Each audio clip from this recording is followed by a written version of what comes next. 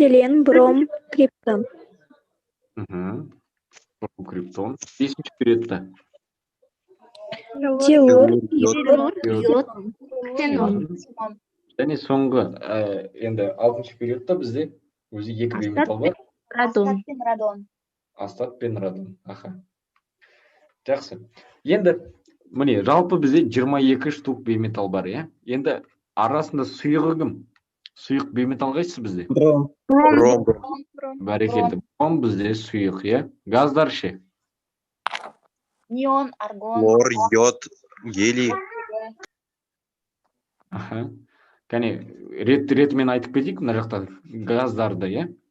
Ол сутегі, Сутек, газдар, гелий. азот, оттек, фтор, хлор, және 8-ші атоптың барлығы, иә? иә. Асыл газдар деп айтамыз ғой, инертті газдар дейміз. Бұлардың барлығы. Сонда қалғандары енді бізде, хлорды ұмытып кетіппіз ғой, иә? Хлорда жасыл, ол да бізде газ. Хлорда газ. Міне осында жасылмен берілгендер газдар. Көкпен міне сызылған бром, ол бізде сұйық. Көк бізде сұйық. Ал қызылы бізде не болып тұр? Қандай заттар? Қатты заттар, иә? Міне осылар бізде бейметалдар.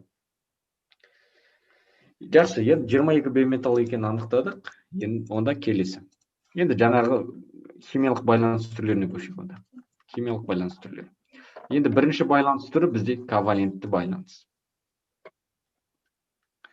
Енді ковалентті байланыстың ережесі былай негізі.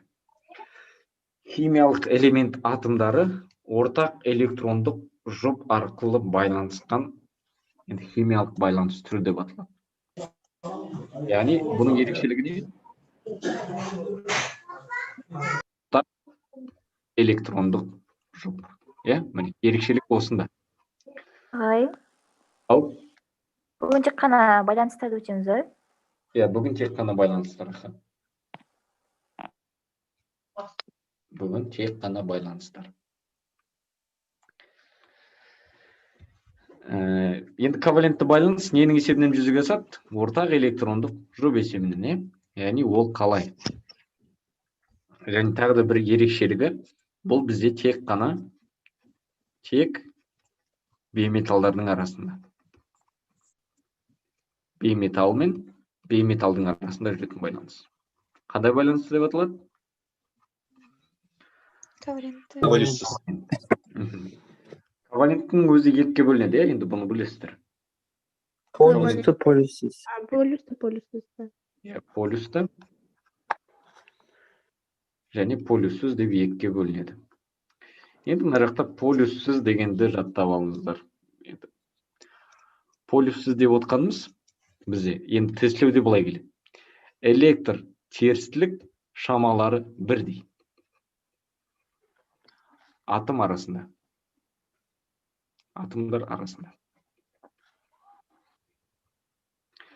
Яғни не деген сөз? Электр терістілік бізде ең жоғары элемент қайсысы еді? Фтор. Мысалға фтор. Енді фтормен қандай элементтің электр терістілігі бірдей? Фтордың. Фтордың ғой енді өзінікімен бірдей ғой. Фтор 2. Мысалға біз оны фтор 2 деп жазамыз, иә? Сонда енді қарап тұрсақ, онда бір атом фтор, екінші бір атом фтормен байланысқан. Солай ғой? Міне, сонда электр терістіліктері қандай болардың? Енді бір ғой, енді бір элемент. Сонда екеуі бірдей болып байланысса, онда ол қандай байланыс болады? Полюссіз болады. Егер бірдей болатын болса. Мысалға, тағы да O2 болса, полюссізге жата ма? Иә. Полюссіз, иә? Енді арасында қандай байланыс болады бізде? Бірдей. Қос байланыс. Қос байланыс болады, иә? Оттек эквивалентті ғой. Қос байланыс. Мысалға азотты алайық енді. N2 деп жазамыз. Үш байланыс. Бұның арасында бізде бір үштік байланыс. Енді байланыстарды біз ақырындап қозғаған болатынбыз. Қарапайым байланыс бізде сигма байланыс. Дара байланыс. Ары қарай оттегінде Bir пи, bir сигма. Иә, біреуі сигма, екіншісі пи байланыс. Және үштік байланыс азотта 2 пи, bir сигма var. Pi, bir sigma. бір сигма және екі пи байланыс. пи. Міне осы бізде жаңа ковалентті байланыс. Енді мына жақта бізде қойып жатқан байланыстарымыздың сыры неде? Мысалға, неге фторда осылай бір ғана сызық бар? Неге оттегінде екеу? Неге азотта үшеу? Білеміз ба? Valentlігіне байланысты ма? Valentlігіне. Валенттілігіне. Ал валенттілігі неге байланысты? Мысалға, фтор атомын қарастырайық. Топқа байланысты ма? Атомдарын беріп жіберу. Топ Бос электрон несіне. Мысалы, қараңдар, фтор сендерде 7-ші топта орналасқан, иә? Бірақ неге фтордың валенттілігі 7 болмайды? Неге оны тек қана 1 деген сұрақ қойылып беді осы уақытқа дейін? Қарастырып көрейік онда, иә? Міне қарайық. Енді 9 протон, неше нейтрон? 10 нейтрон. 10 нейтрон. 9 электрон. Ядро заряды қанша? Плюс 9. Плюс 9, молодец. Бірінші деңгейде. 2. 2. Екіншісі 7. 7. Жақсы. Енді электронды конфигурациясын, яғни ұяшықтарға салып шығайық электрондарын. Біріншісі 2. 2 электрон. Ары қарай. 2 2. 2 по 3. 2 по 2 по неше? 5. 2 по 3. Вот, 5 болады. Мұрат, неге? Нет ағай, ана жақта 9-дан 4 айтамыз, сол жерде 5, иә. Міне 5-еу, иә? Енді қарайық, мынау соңғы деңгейде орналасқан электрондарды біз қандай деп едік? Мынау 7 электрон не деп айтамыз? Валент электрон ба? Иә, дұрыс. Валенттілік электрон, иә? Соңғы деңгейде орналасқан валенттілік электрондар дейміз. Енді қарайық, мынау валенттілік электрондардың арасында жұптаспаған электрондар саны қанша? Біреу ғана. Мынау ғана ғой, иә? Міне мынау ең соңғысы тұр. Осы біреу ғана жұптаспаған. Бұның несі жоқ, иә? Жаңағы қасындағы сыңары жоқ. Солай ғой? Ол байланыс түзуге қатыса ма? Жоқ әлде мыналар қатыса ма? Жұбы барлар қатыса ма? Жұбы барлар қатыса ма? Қайсысы қатыса? Жұбы барлар қатыса ма? Олар не үшін қатысады? Жұбы жоқтар қатысады. Таспаған қатысады. Басы бос электрондар ғана не істейді? Байланыс құрады. Солай ғой? Міне, басы бос электрондар ғана байланыс түзуге қатысады. Түсінікті ғой, бұл нәрсе? Бойдақ деп қойсаңызшы. Иә, бойдақтар ғана. Неше бойдақ электрон бар мұнда? Біреу. Валенттілігі нешеге тең? Бірге тең. Түсінікті ма? Иә. Ағай, онда не бірінші топшыға қоймаған сонда? Енді бұл жақта бірнеше бір ерекшеліктері бар. Бірінші топқа жататындай ол металл емес. Біріншіден сілтілік металл деп айтылмайсың ғой. Ол бейметалл. Ол галогендерге жатады. Яғни басқалары сияқты. Мына соңғы деңгейінде неше электрон? 7. 7 электрон. Сондықтан ол 7-ші топ. Жаңағы хлор, бром, йод, астат бәрі сол үшін сол жақта тұр. Барлық қасиеттері бір-біріне ұқсас, сол үшін сол жерде орналасқан. Бірақ валенттілігі үнемі 1 деп өткен болатынбыз, Иә, тотығу дегенде де сол плюс 1-ге тең ғой, не? Иә, минус 1-ге тең. Минус, иә. Енді сонда қарайық. Мына жақта, мынау сендерде бірінші фтор атомы, бірінші фтор. Енді мына жақта оның копиясы бар, тура сондай. Солай ғой? Ол да 2, ол да 2s2, және 2 по 5. Оның неше жұптаспаған электроны бар? Біреу. Онда да біреу, бір бойдақ. Бір бойдақ электроны бар, міне. Оны қызылмен белгілейін. Сонда қарайық. Міне бізде бірінші фтор, мынау екінші фтор атомы. Мына бірінші фторда 1 электрон бар, міне. Көк электронмен белгілеп қойдық, міне, сарымен қоршалған. 1 электрон. Ана фторда тоже 1 электрон бар, жұптаспаған. Екеуі не істейді? Қосылады. Бір Байланыс құрады. Сызамыз ғой енді біз былай, е? Оның екі шетінде екі электрон тұр деген сөз. Солай, е? Міне, осындай байланыс түрі бізде ковалентті полюссіз деп аталады. Тағы екіншісін қарап көреміз, мысалы оттегін. Не болмаса азотты қарайық. Азотты қарайық, е? азотты қарайық, күрделірек.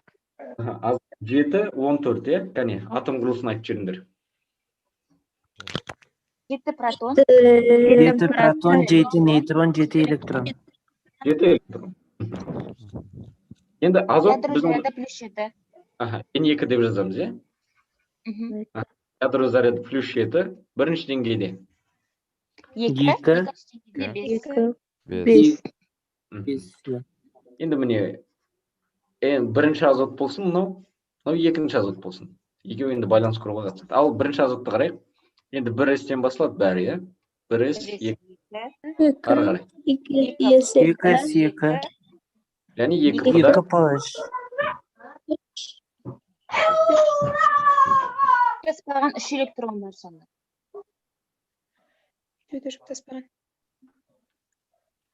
Осылай ғой, е? Жоқ, ағай. Жоқ, ана, соңғысына қойылады ғой. Стрелка үшіншісіне де тоже жоғары қаратылған. Бірінші не істейміз? Бірінші толтырып шығамыз да. Бірінші жаңағы жоғары толық толтырғаннан кейін барып астыға қоямыз. Бірінші осылай қоямыз, е? Болды, енді электрондарымыз бітіп қалды, е? Барлық 7-еуін қойдық. Енді келесі азотты сызайық. Енді онда да 1S2, 2S2, және 2P3. Неше электрон қатысады байланыс түзуге? 3. 3. Валенттік электрондардың саны қанша? 5. 5, я негізі 5. Солай ғой. Ал енді көрейік. Міне бірінші азот, мынау екінші азот. Міне, 3 электроны бар. Бірінші азотта міне. Мынау PX, PY, PZ. Бұны білеміз ғой? Екінші азотта тұр сондай. PX, PY, PZ. Қайтадан 3 электрон. 1, 2, 3. Қандай байланыс орнайды? 3-тік байланыс. Тік байланыс. Міне. Бұл бізде ковалентті қандай? Полюссіз. Полюссіз. Сонда қараңдар, екеуі не істейді? Ортақтасады, е? Мынау азот айтады. Анау екінші азотқа. Давай мен 3 электронды ортаға қойын, сен де 3 электронды ортаға қойшы дейді. Сосын бүйтіп екеуіне ортақ болады. Түсінікті ғой, е? Ағай, түсінікті. Енді қараңдар, мына жақта тағы енді валенттік электрондар, анау 2S2 дегендегі электрондар бар ғой? Ол енді мына жақта тұр, солай ғой? Енді өзінікі қалтасына тығып тұр десең де. Енді бұл азотта сондай. Қараңдар, мынау ортадағы электрондар кімдікі? Сары мен жасыл. Ортақ. Ортақ. Е? Сонда қарай. Ортақ. Мынау азотта неше электрон болды енді? Мысалға деймін де? 8. 8. Мынау азот санаса неше? 8. Ол да 8. Түсінікті ма? Сонда жұптасып, жалпы соңғы деңгейінде неше электрон болатындай? 8 электрон, е? Максимум деп айтып еді, қойыстарында? Максимум 8 электрон. Міне осылай олар максимумға жетеді екен. Түсінікті ғой, е? Ағай, бірақ мысалы ана жақта айттық қой, 2π 1 сигма депші. Оны қалай білеміз? Енді оны жай ғана қазір жаттап алу керек. Мысалы, міне арасында үштік байланыс орнайды ғой. Олардың арасында. Ортасында сигма байланыс екі жағынан. Ортасында біреу сигма, қалған екеуі пи деп жаттап аласыз. Әзірше осылай еді. Мектеп курс бойынша. Түсінікті болды ғой, е? Міне, сонда осылай кез келген элементтер жаза бересіңдер. Фтор, оттек, азот. Мысалы, O3 бола ма?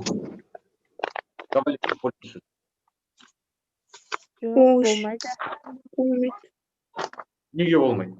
Озон. Водой бейметі емес па? Барлығы бірдей ғой. Барлығы болады. Бірдей болса болды, бола береді. Мысалға, 7 жай зат бар деп айтып едік сіздермен. Сутек, азот, оттек, фтор, Жеті зат да бар. бром, Флор. хлор және Йод. йод деген заттар.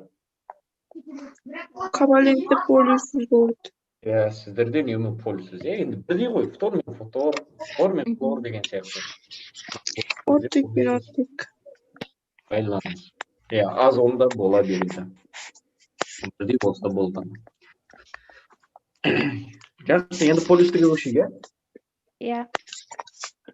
Полюстіде сендерде электр тиесіліктері уже Әртүрлі болады. әртүрлі болды. Әртүрлі деген не деген сөз? Уже екі түрлі бейметалл деген сөз. Мысалға, артор десек. Сутек бейметалл ма? Иә. Фтор ше? Бейметалл. Бұл да бейметалл. Енді қараңдар. Бұл жақта да бізде негізі ортақ жұп арқылы түзіледі. Жалпы коваленттік байланыс солай дедік қой. Мысалға, міне сутекте 1s1, иә? Мына фторда енді 1s2, 2s2 және 2p6 деп едік, иә? 2p5. P5. Мынаны сарымен жаза беріңдер. 1, 2, 3, 4, 5. Енді қарайық. Міне сутегінде неше валенттілік электроны бар? Бір. Біреу ғана, иә? Мгм. Сосын мына жақта фтор бар. Онда да біреу. Ода неше валенттілік электроны бар? Біреу болма. 7. 7, міне. Екінші деңгей 7 электрон ғой. Бірақ жұптаспағаны қанша? Біреу. Біреу. Біреу ғана жұптаспаған. Қалған 6-ы, енді 6-ы, иә? Жұптасқан. Деді ғой. Жұптасқан. Бұлар жұптасқан. Міне, осылай жазамыз. Бұлар жұптасқан. Бір-бірінің қасында тұр, иә? Мынада ғана жұп жоқ, міне. Көріп, қарап тұрсақ. Енді айтады, сутек фторға айтады, екеуміз скидываться етейік дейді электрондарымызбен. Жалпы 8 электрон болсыншы екеумізде де дейді. Сонда не істейді? Енді сутек өзінің бір электрон береді, фтор да өзінің бір электрон береді. Электр тестілігі боласың, фторға қарай өтіп кете ма? Иә, бірақ мынау енді ортақ қой негізі, иә? Сутекке де фторға да ортақ болады, мына екеуі. Бірақ Бірақ мына жақта фтордың бір жаңағы сараң 6 досы бар мына жақта. Мынау 6 сары Жалғаннан достар. неден білмеймін. Айтады, сенде электрон саны көп қой, алып қойсайшы дейді. Мынау сутектің электронын алып қойсайшы дейді. Сосын фтор айтады, мен бейметалмын ғой, ол да бейметалл. Бір-бірімізді обижать етпек дейді. Енді бейметалл мен бейметалл бір-бірін етпейді ғой. Сондықтан мынау жалпы сутегі толық бермесе де өз электронын. жартылай кіріп тұра ма? Фторға қарай жақынырақ болады. Ядролық сызығына қарай сондай жақын болатын еді ғой. Түсінікті ғой, иә? Фторға жақынырақ болады. Иә. Неге? Фтордың несі көп себебі?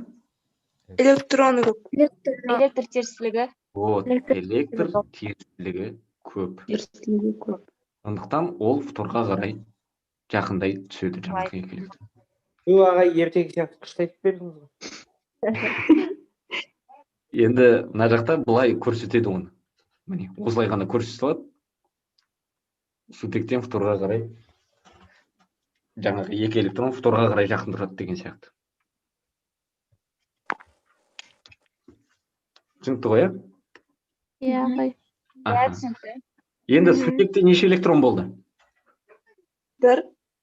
Біреу. Общиймен неше болды? Фтордікімен? Екеу. Екеу. Екеу. Ода бір ғана деңгей бар ғой. Ядро заряд бір. Енді екі ғана седі ғой оған. Болды, оған екі жетеді. Ал фторда қанша болады? 8.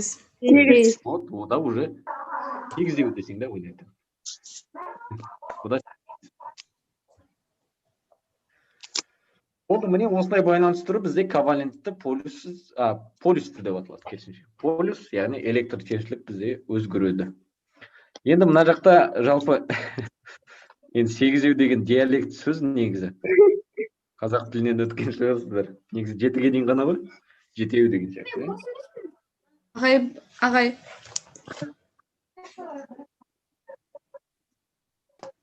Айта Мен кешігіп кіріп едім, сол полюссіз деген қалай еді, соны айтып бересіз ба ренжімей?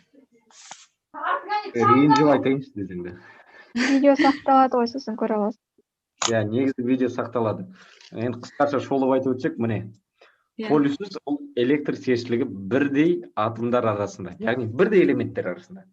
Мысалы А2 десек, онда сутек пен сутек екеуі бірдей. Фтор десек, фтор 2. Фтор мен фтор екеуі бірдей. Сондықтан ол полюссіз деп аталады. Полюсті электр терістіліктері әртүрлі, яғни әртүрлі металдар арасында. Мысалы SO2 десек жата ма?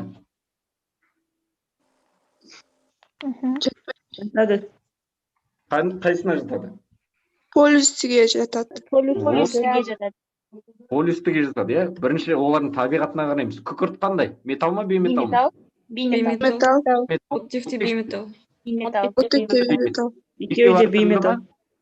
Электр Әртүрлі, иә. терістігі әртүрлі. Әртүрлі. Сондықтан полюсті болады, иә. Міне осы бізде ковалентті байланыс. Жалпы органикалық химияда барлығы ковалентті байланыс. Ағай, бірден сұрасам бола ма? Сұрай ғой.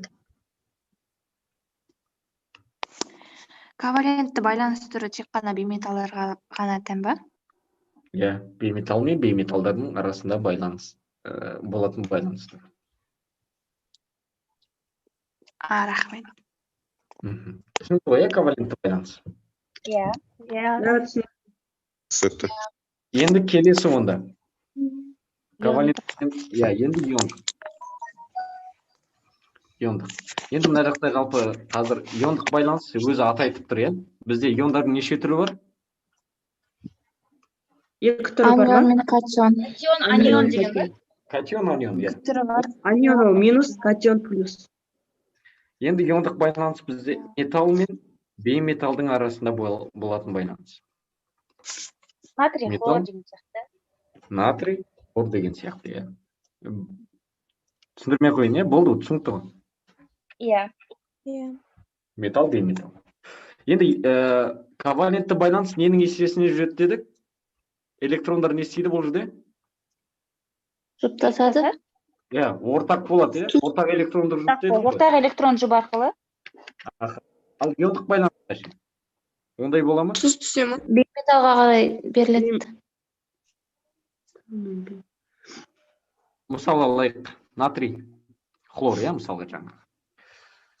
Онғы электрон бір жібере ма? Иә, сондай бірдеңе бар еді ғой.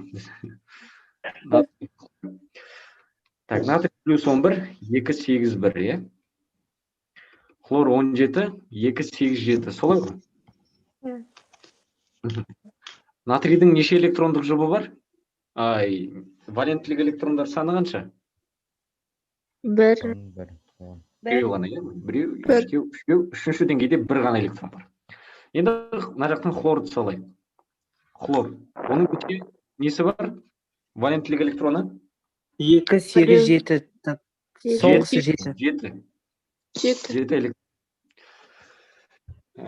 Енді былай сызатын болсақ, жалпы натрийде сонда біреу ғана, иә, соңғы деңгейінде. Мына жақтан хлорды салайық, ода 7. Енді оның 6-ы бізде жұптасқан, яғни 3 жұп құрады, және біреу жұптаспаған. Міне тұр. Енді натрий бізде не істейді? Натрий біздің қолы ашық. Электрон беріп Жаңағы хлордың арам достары тартып алады ғой. Иә, бұл уже не істейді? Толықтай тартып алады натрийден. Жаңағы хлорымыз өзі мына жақта 8 электронымен, ето біреу жаңағы натрийдікі, қалған 7-еу өзінікі енді. Мына өзіне тартып алды. Міне хлордың өзінде ғана 8 электрон бар. Түсінікті ғой? Натрий ғана. Не ортаға екеу бола ма натрийді? Натрийге қалмайды емес. Өзі, не болады, плюс катионға айналады ғой, да?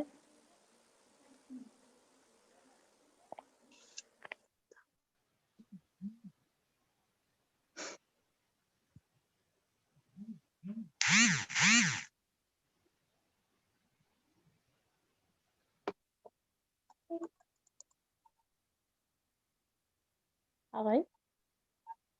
Ал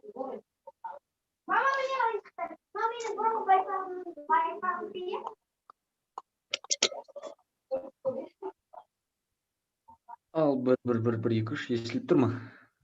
Иә, Иә. естіліп. Міне, Жақсы естіліп. натрий қолы ашық, енді металл ғой, өзінің электронын полный беріп жүреді хлорға. Мына хлор, сен ала берші, не істеймін мен, ол бір электрон өзі жалғыз тұрған деп. Сөйтіп беріп жүреді натрий. Хлор өзіне алып алады, қолына қолына. Сонда қарайтын болсақ, мынау натрийде сендерде өзі енді 11 электрон емес, неше электрон қалып қойды? 10. 10 ғана қалып қойды, иә, міне. электрон, Үшінші деңгейдегі беріп жүреді, жаңа айтқандай. Міне, бір электроның мына жақта тұр, міне. Қызыл, міне 10 электрон. Ал хлорда керісінше ол не істеді? Көбейіп 8 болды. 18 болады. 18 болады. Максимум. 8 болады. 8, иә, жалпы 18 болып кетті. Сонда мынау хлор өз тартып алғандықтан арамдықпен теріс заряд. Ал натрийіміз не істейді? Оң заряд болады. Астарада Плюс болып қалады. Плюс болып кетеді.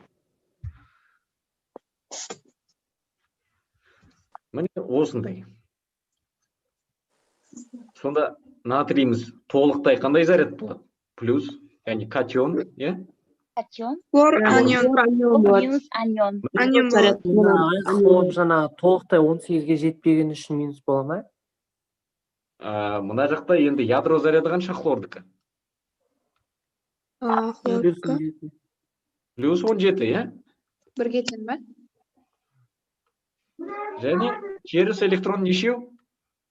18. Плюс 17 минус 18 қанша? Бір. Минус 1. Немесе жай ғана минус деп жазсақ болады, иә? Ал натрийіміз плюс 1. Түсінікті. Енді әрқайсысы әртүрлі жаңағы электрондарды алады. Мысалы, хлорға біреу ғана жетпейді, 7-ші топта орналасқандықтан 8-ге біреу ғана жетпейді. Күкіртке қанша электрон жетіспейді? Плюс 16, 2, 8, 6 ғой. Неше электрон жетіспейді бұған? 6 электрон. Иә, 2 электрон жетті. Иә, онда соның заряды одан да жаман болады. Минус 2-ге кіріп кетеді бұл. Деген сияқты. Айсында есін осыдан қарап білуге болады ғой, иә? Не айтады? Ериді, еримейді деген арап па? Жоқ, мынау минус 2 плюс 1 деген тотығу нелерінше. Иә, артында. Нет, болады, атын ұмытып деймін. қалдым. Тотығу дәрежелері. Иә, дәреже. Иә, енді тотығы дәрежелеріне бөлек Тотықсануда нақысы тұрады, по идее. Иә, жасап. Плюс минустар ма? Үшім есінде тұрады не? Үнті металдары всегда плюс 1-ге деген. Металдар. Ол сабақты, иә. Мынау түсінікті ғой, иә? Иә, түсінікті. Иә. Сонда бұл ортақ электрондық жұп бола ма бұл жерде? Жоқ. Жоқ, қараңдар. Ешқандай жұп жоқ мына жерде.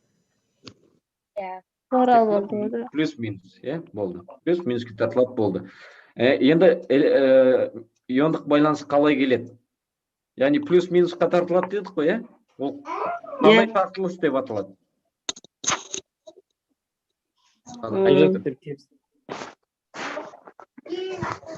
Ай, сұрағай. Кернеулер қатары. Минуске тартылу қалай аталады? Қандай тартылыс деп аталады? Осы сұраққа жауап берсеңдер, 90-дық 5 шығарамын десеңдер, кейіннен. Электр тартқыштықтан сұрақты қайтар айтыңызшы, Ағай. Электр терістілік емес па, Ағай? Плюстың минуске тартылуы қалай аталады? Плюстің минусқа тартылуын. Анион, катион, сондай ма? Енді атаулары ол. Плюс минусқа тартылған кезде қалай аталады? Тотығу қатары. Электротерістілік. Электртерістілік.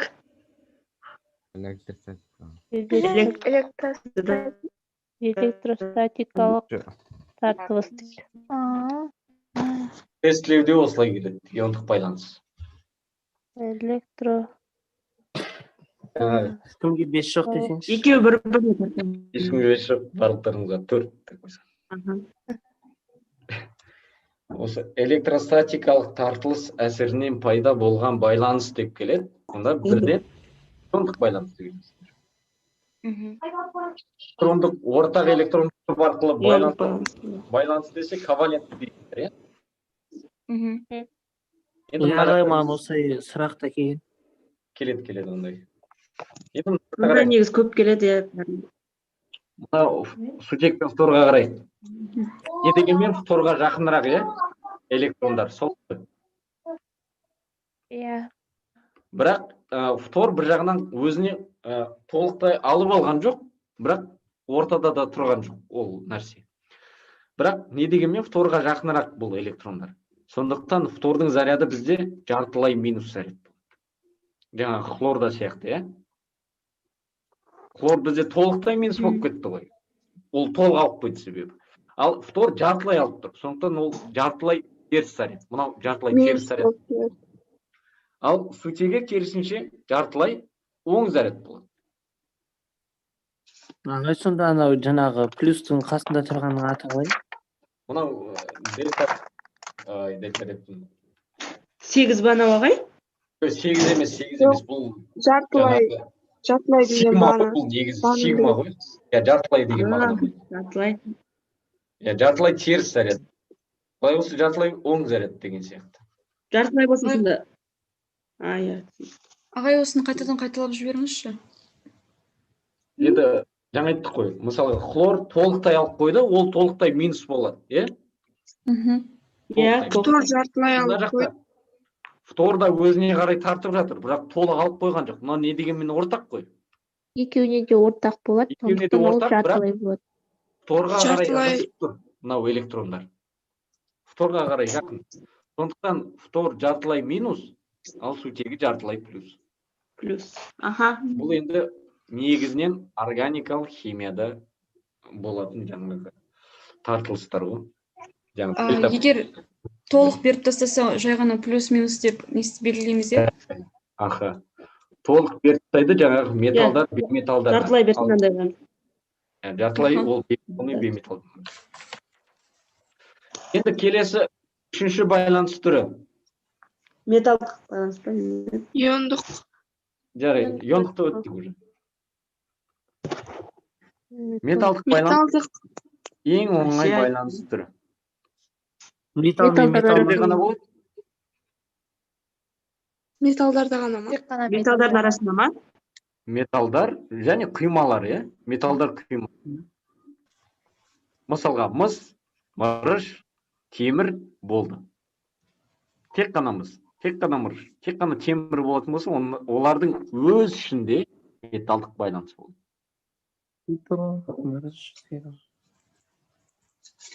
Енді барлық металдар ғой, жаңағы литий, натрий, калий деген сияқты.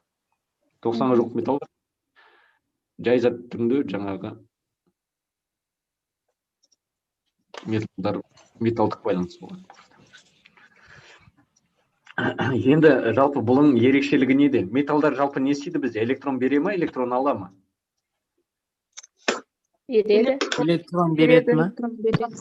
Иә, көбінесе беріп жібереді да, плюс заряд қайналады, Иә. Мысалға, міне натрийдің несін алайық, міне осындай бір кесегін алайық. Енді атомдар ғой, натрий атомының кристалдық торын алайық, мысалы. Натрий кристалдық тор деп есептейміз. Енді қарайық, жалпы натрий жай тұрған кезде де ол натрий 0 болып тұрмайды екен. беріп жібереді.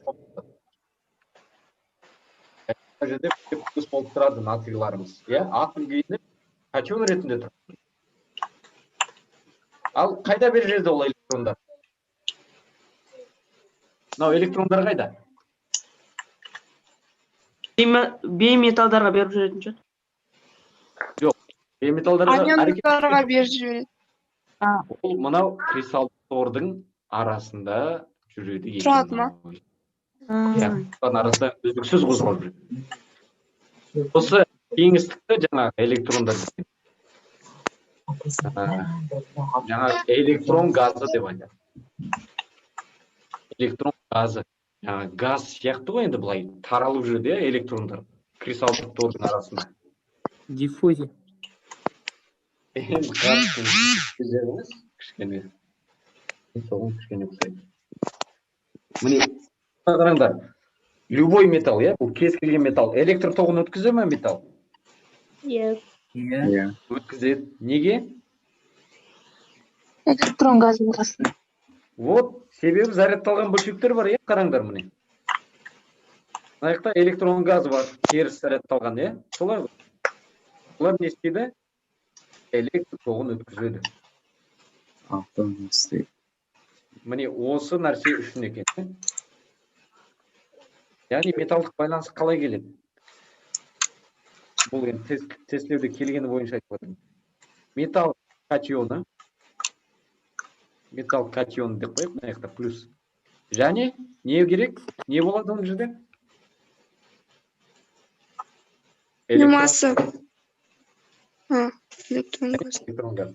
Металл катионы және электрон газынан болатын байланыс металдарда, металдық байланыс деп аталады.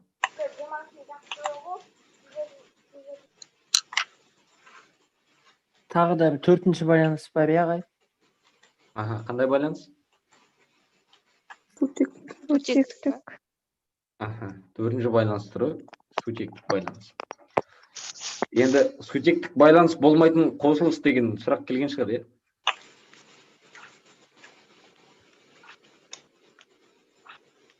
Келді ма ондай сұрақ? Мен кеш Жоқ, қосылған едім. Иә, сақталады. Деп ойлаймын. Сутектік байланыс болмайтын химиялық қосылыс деген сұрақ келген жоқ па не? Метан болды. Негізі. Метан болады, H4. Қаныққан көмірсутектер ғой. Органикаларды келеді. Енді сутектік байланыстың бізде жалпы енді негізгі екі түрі бар, иә? Білеміз ғой?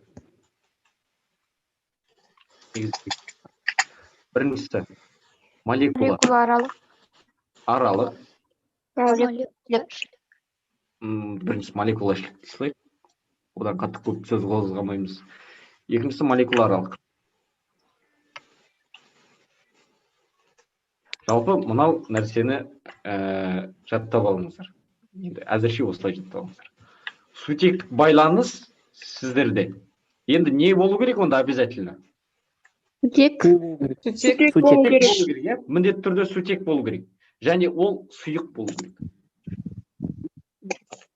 Сутек болу керек, және ол сұйық болу керек, сонда ол сутектік байланыс болады. Мысалға, метан неге жатпайды? H4. Газ өйткені.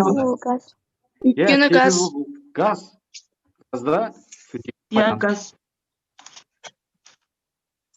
Ағай, сонда метан ковалентті полюстіге жата ма?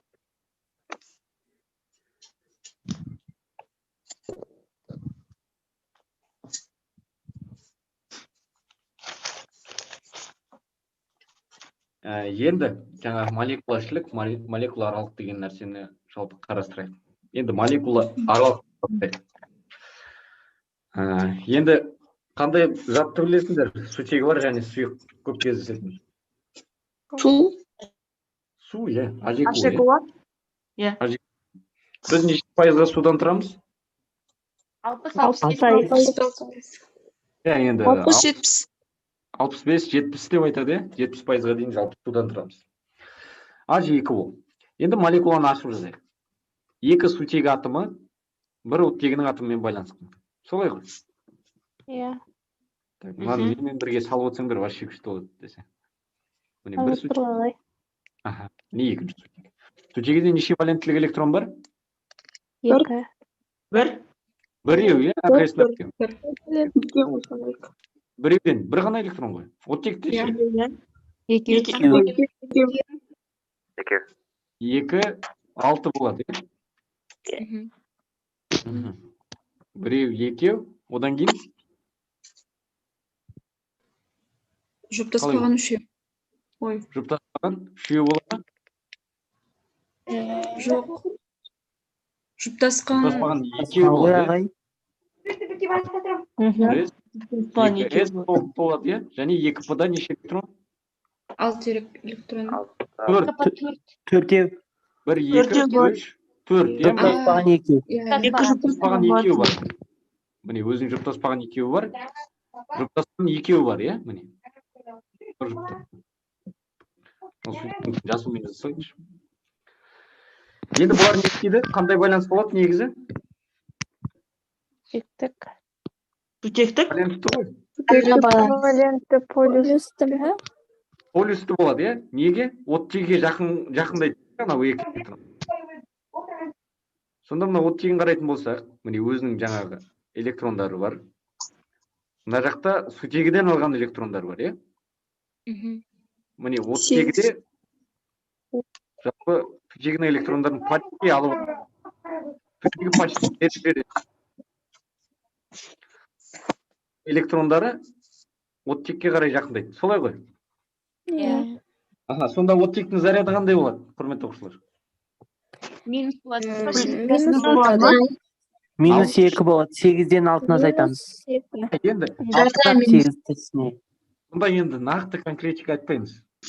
Ол алып қойған жоқ, ол ортақ негізі. Жартылай. Бірақ жартылай деген жартылай деген ғой. Жартылай минус болады ма? Аха, жартылай минус болады. Ал сутекте ше? Жартылай плюс. Жартылай плюс. Енді мысалға мынау бір стақан су бар бізде. 180 мл. Құрамында неше молекула су бар? 180? 180 мл суда. 180 молекула бар ма не? 80 ба? 10 молекула ма? Бірінші зат мөлшерін табамыз, иә? Зат мөлшерін табу үшін 10 молекула. Арасай молекула санын анықтаймыз, онда 6,2-ге өтеміз, иә? Оның 23 дәрежесі. 6,2, оның 24 дәрежесі молекула не бар? Су бар. Су. Қараңдар, бір стакан су ішсіңдер, 6,2, оның 24 дәрежесі молекуланы жұттыңдар. Енді біздің салғанымыз неше молекула? Бір ғана молекула, иә? Мынау бір ғана молекуланы салдық. Я екіншісін салдық. Екіншісінде тура сондай процесс. Солай? Иә. Иә, сондай. Сутектерде плюс, сутектерде минус. Жартылай плюс, жартылай минус. Жартылай плюс және жартылай минус. Енді молекулалар үнемі қозғалыста болады, оны білеміз ғой. Үнемі қозғалыста болады, үнемі айналып жүреді деген сияқты. Сонда оттегі жартылай минус, сутегі жартылай плюс болады қайтадан. Мына қараңдар. Мынау жартылай плюс, мынау жартылай минус екеуі бір-біріне тартыла ма, қалай ойлайсыңдар? Иә. Тартылады. Анау жақта, анау жақта. Жартылай тартылады. Жартылай тартылды десек болады, иә? Енді тартылыс болады ғой, не дегенмен? Иә, болады. Болады. Мына жерде ше бола ма?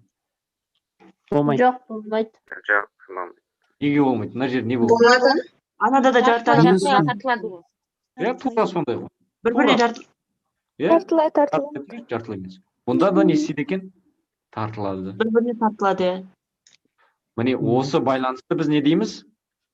Сутектік байланыс. Сутек. Молекула ішлік па, молекула аралық па? Молекула аралық. Аралық. Міне бірінші молекула, міне екінші молекула. Екеуінің арасында болып жатыр. Екі молекуланың арасында. Түсінікті ма? Иә. Түсінікті. Міне молекула аралық байланыстың жалпы ерекшелігі осында екен. Енді сонда көп кездесетін әрине су, спирттерде бар бұл нәрсе, карбон қышқылдарында бар, сұйық карбон қышқылдарында деген сияқты, иә? Міне осындай бізде жалпы қосылыстарда молекула аралық сутектік байланыс болады. Түсінікті болды ма? Иә. Енді молекулашылықты жалпы микросында қозғамайды. Молекулалардың ішінде. Иә, енді ол бір конкретный молекуланың ішінде болады. Деген сөз ғой енді. Мысалға міне бензол сақинасын мына жақта.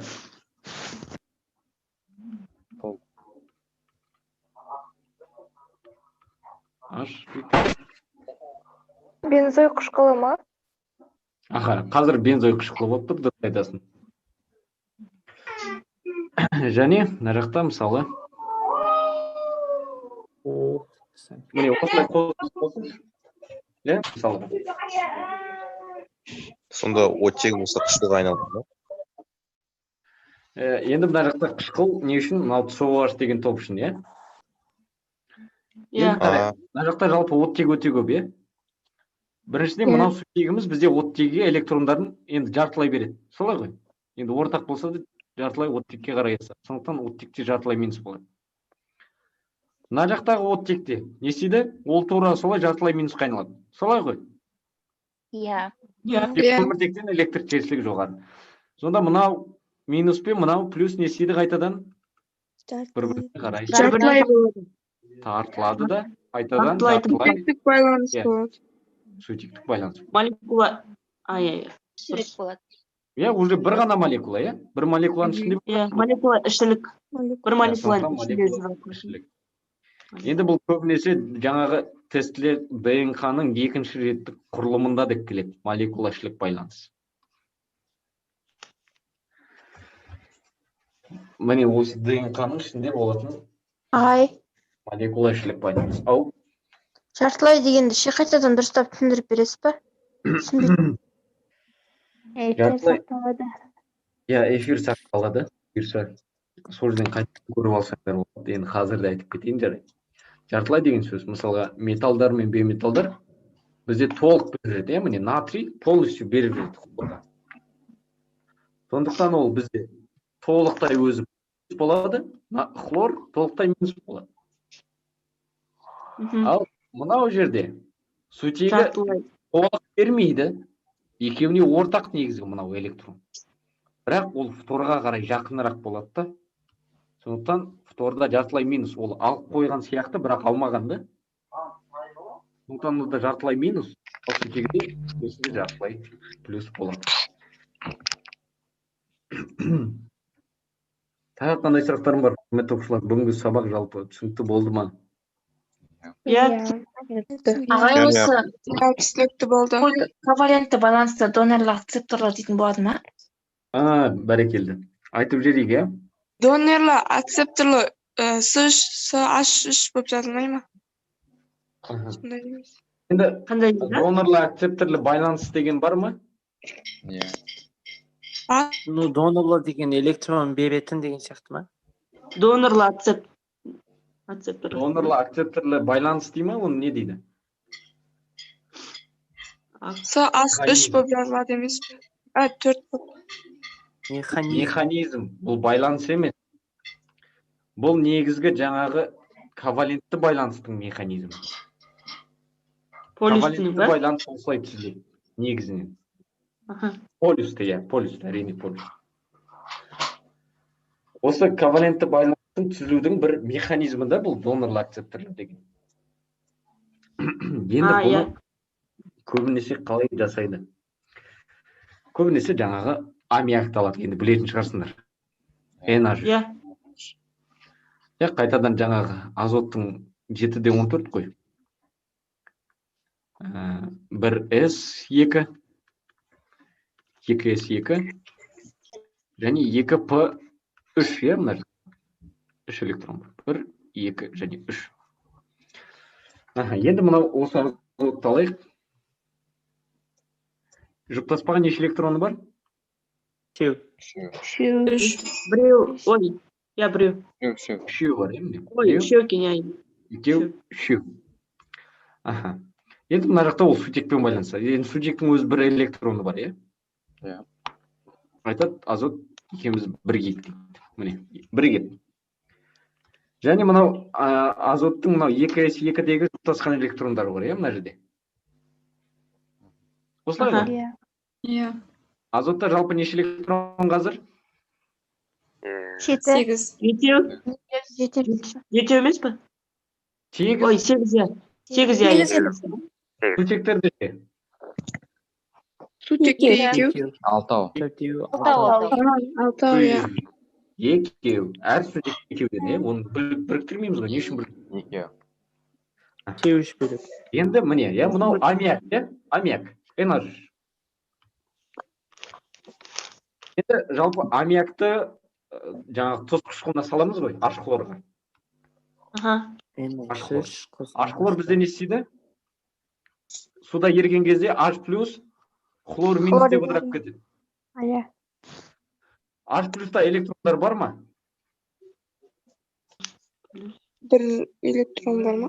Бір Bir elektron var. Bir электрон болды. Қайда бер жерде ол? хлорға берді. Хлорға бер жерді. Хлорға бер жерде. Хлорда жетеу болды. Хлорда Иә, мынау 8 табылды. ерген кезде полностью бер жерде болды. Өзінде қалды ма электрон? Жоқ. Қалған жоқ. Электрон жоқ. Болмаса Жоқ, қалған осылай жоқ. беру. Сол үшін минус болып тұр. Толықтай минус. Ой, толықтай плюс. Міне аммиак бізде әрекеттескен кезде мынау сутегімен әрекеттеседі. H+. Иә, түсінікті ғой, иә? Иә. Аха. Енді қарайық, мынау сутектің электроны жоқ вообще. Азотта бар ма электрон? Азотта Бар. бар. Міне қараңдар, вакантный электрондар бар. Ешкіммен байланыспеген, өзінікі жұптасқан. Екеуі бар, иә. Сонда мынау азот айтады. Давай мен саған донор болайын. Өз екі электрон почти саған берейін дейді да. Онда сутек бізде не болады? Акцептор. Уже акцептор Донорлар қабылдап Ал уже. Қабылдаушы. Сонда ол мына жаққа келеді да. Не істейді? Екі электронды алып кетеді. Алып кетпейді. Қасына келіп тұра қояды дейді. Функ еді. бөліседі екеуі. Сосын все, мына жақта байланыс түзілді.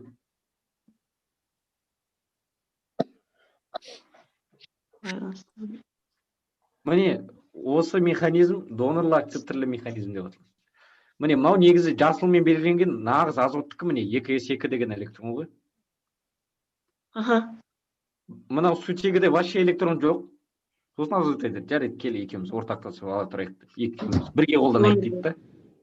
Саған берейін деп. Азот донор болып тұр, сутек акцептор болып тұр. Міне сонда NH4 деген бізде енді ион пайда болды, иә? NH4 плюс, хлор минус, аммоний хлориді түсіреді осылай.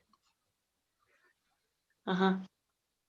Міне осындай жалпы механизм бұл. Қандай байланыс? Донорлы акцептор. Ковалентті полюсті. Ковалентті полюс байланыс. Донорлы акцептор механизм. Ағай, сізге көтересіз бе кішкене?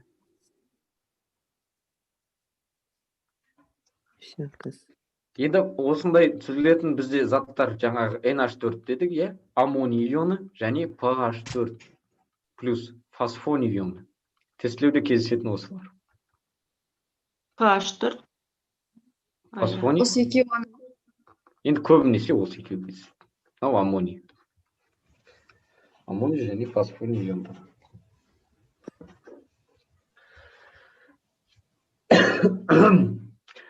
Так, енді мына жақта бір мынандай сұрақ келіп тұр. Ағай, суды ковалентті полюстіге жатқыза алмаймыз ба? Тек қана сутектік байланыс бола ма дейді. Ал құрметті оқушылар, осы сұраққа не дейсіздер? Екеуіне де жататын шығар. Жататын шығар. Өйткені анада екеуінің нелері. Иә, Ковалентсіз тоже бейметалмен бейметалмен. иә, полюсті байланыс, иә, ковалентті полюс.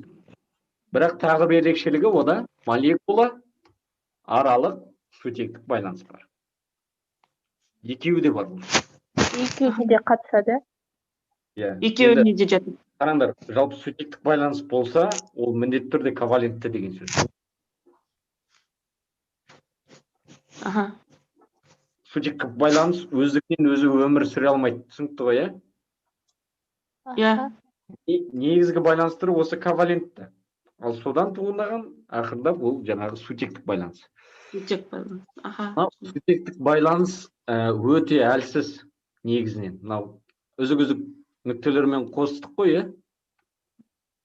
Иә. Бұл өте байланыс. Ковалентті байланысқа қарағанда бұл 15-20 есе әлсіз күші. Маңызы бар ма сутектік байланыстың? Бар. Әрине бар, иә? Сутектік байланыстың маңызы өте көп. Ол әлсіз болса да, оның жаңағы беретін, жаңағы қосылыстарға беретін қасиеттері өте қажет. Мысалға міне жаңағы ДНК-ның екінші реттік құрылымында молекула іштілік байланыс бар дедік. Оның өзінің бір рөлі бар. Солай ғой. судың сұйық болуы осы сутектік байланысқа байланысты. Сондықтан оның сұйық болуы әрине ол да маңызды. Міне жалпы осындай байланыс түрлері бар екен. Міне бүгін осыншама нәрсе жазып саппыз.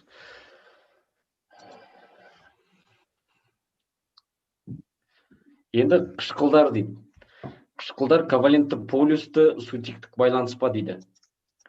Енді қарайық, мынау сутектік байланысқа кімдер жатады, нақты айтып кетейікші мына жерде. Сутектік байланысқа жаңа айттық, су, спирт, карбон қышқылдар дедік, H хлор жата ма? Жатпайды. Жатпайды. H хлор негізі ол не? Газ. Ковалент полюсті ма? Бұл негізі газ. Біз тек қана сұйық заттарда болады дедік, H хлор, H хлор, H бром, H йод деген заттар бар ғой. Осының ішінде сұйығы мынау ғана. Мынау қалғандары бізде газ. Газ. Сонда H тобының өзінде не бар деген сөз? Сұйық деген сөз.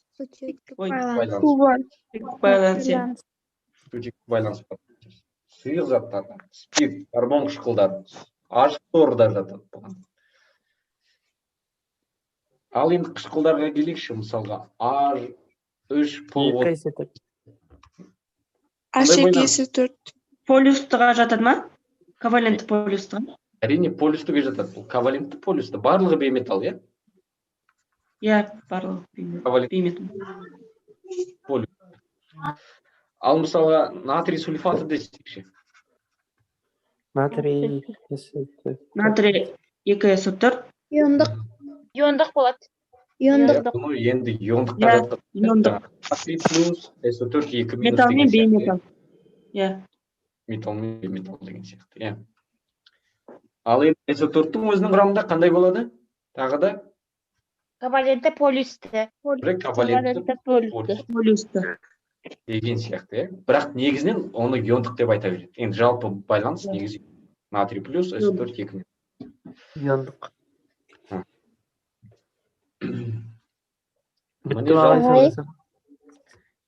Осымен сабағымызды аяқтайық. Құрметті оқушылар. Ертең бола ма, ағай? Ары күні болады, иә? Келеді күн болады. Ары күні болатын шығар, иә, скорее всего.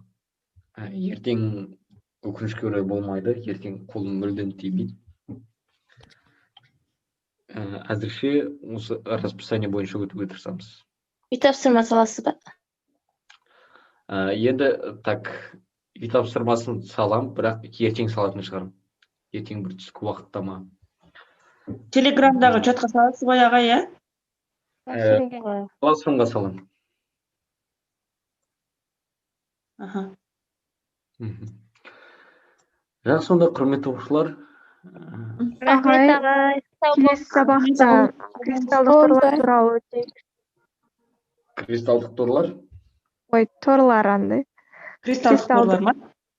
Мен сендерге оданша кристалдық торларға байланысты бір материал жіберейін, өздеріңіз оқып алыңыздар. Онда қатты бір көп емес. Аха, жарайды. Аха, оны Құдай қаласа ертең жіберем, иә? Ертең бір сұраңыздар менен. Жарайды. Аха, сау болыңыз. Жақсы. Аха, сау болыңыздар. Сау болыңыздар, рахмет. Жақсы. Сау болыңыз. Ағай сұрасам болады? Ау? Біз